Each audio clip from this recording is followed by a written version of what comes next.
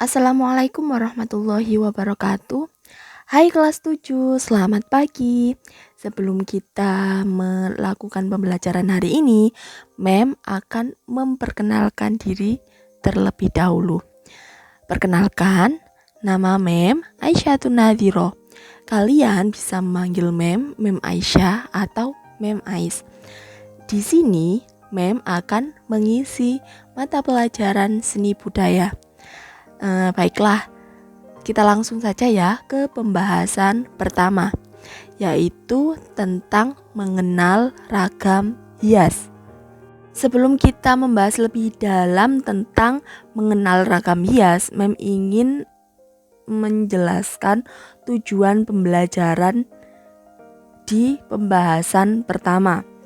Yang pertama, tujuannya supaya kalian bisa mengetahui tentang unsur, prinsip, teknik, dan prosedur menggambar atau menggambar ragam hias, seperti menggambar flora, fauna, dan alam benda dengan berbagai bahan.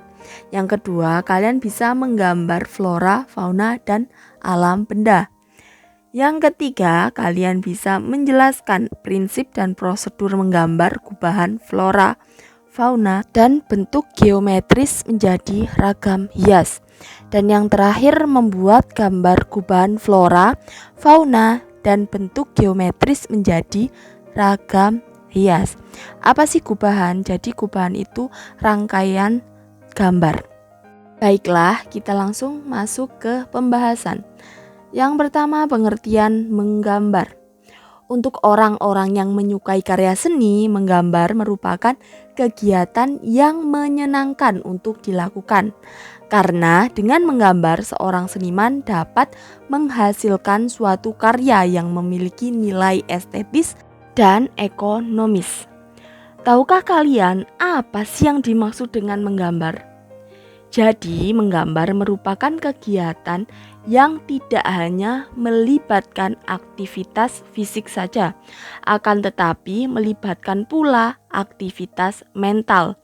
Aktivitas fisik berkaitan dengan keterampilan menggunakan peralatan menggambar, sedangkan aktivitas mental berkaitan dengan rasa, karsa, dan daya cipta untuk memenuhi kebutuhan hidupnya.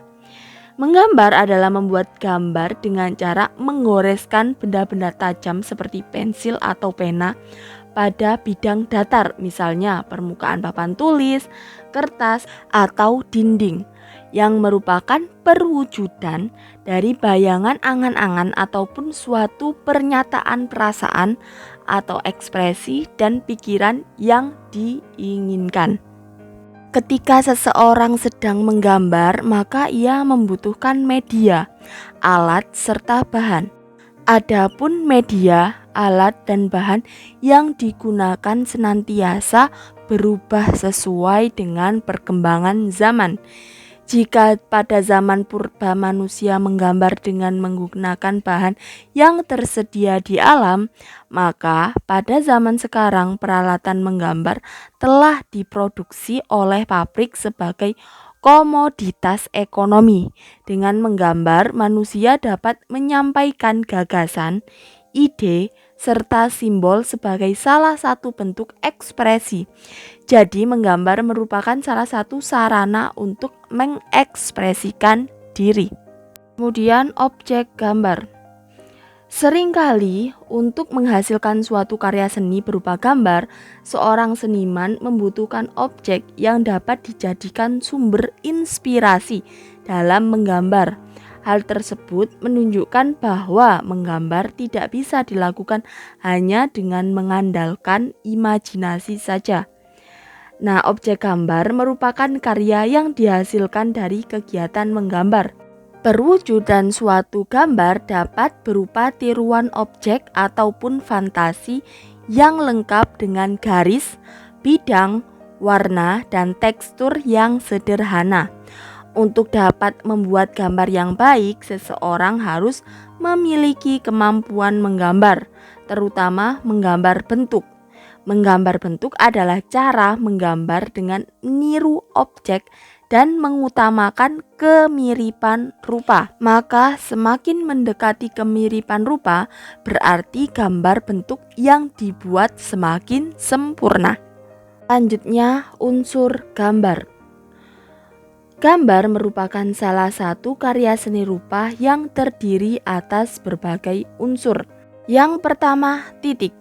Titik merupakan unsur gambar yang paling mendasar. Sebuah objek gambar bermula dari titik dan berujung dengan titik pula. Gambar tidak akan pernah ada jika tidak dimulai dengan tanda titik. Yang kedua, garis. Garis yaitu kumpulan dari sejumlah titik yang ditarik secara bersambung.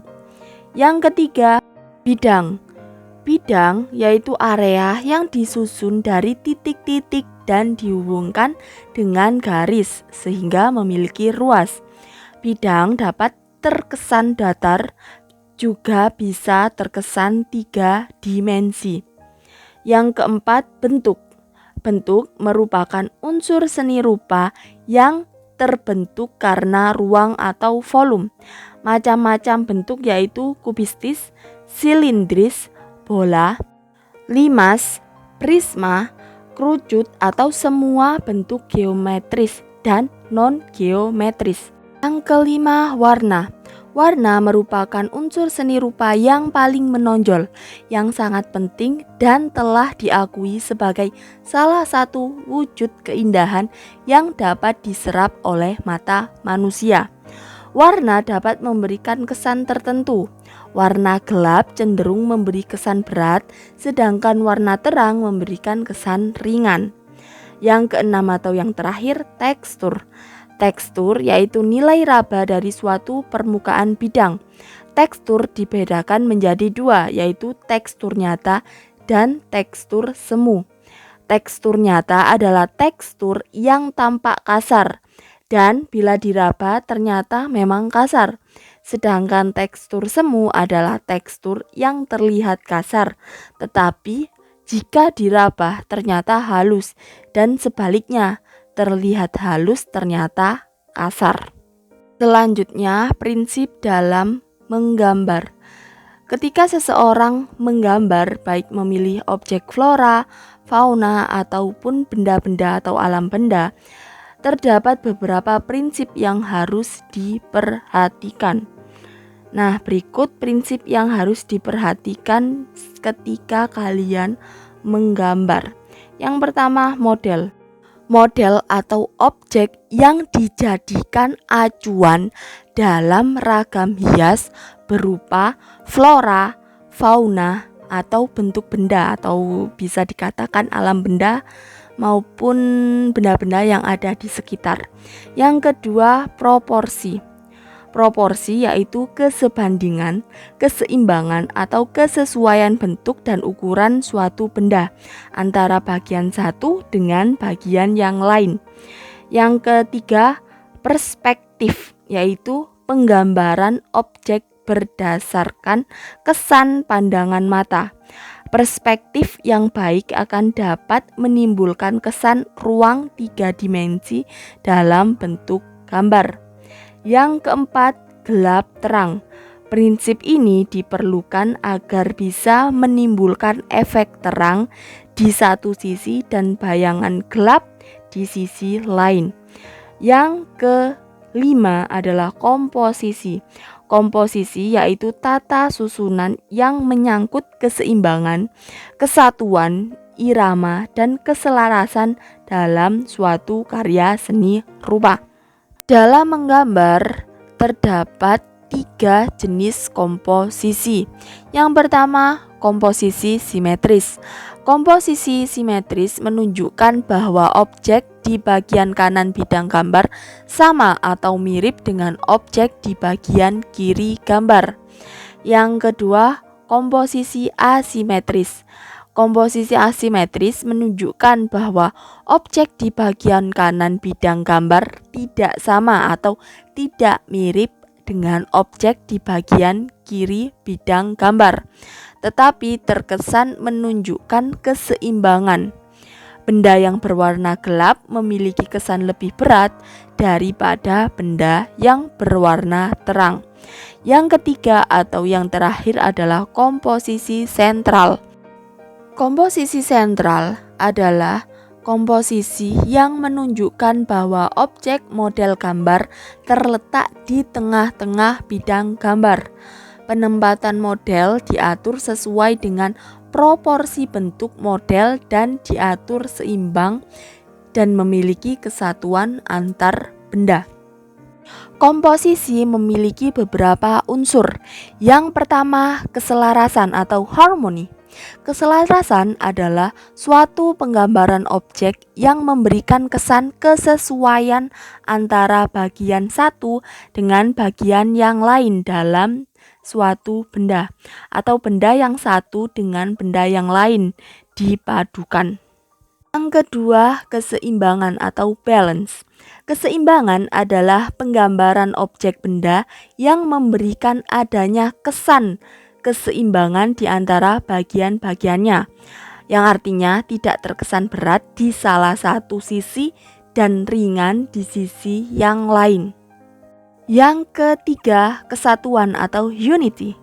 Kesatuan adalah suatu penggambaran objek yang memberikan kesan adanya kesatuan unsur-unsur yang terpadu.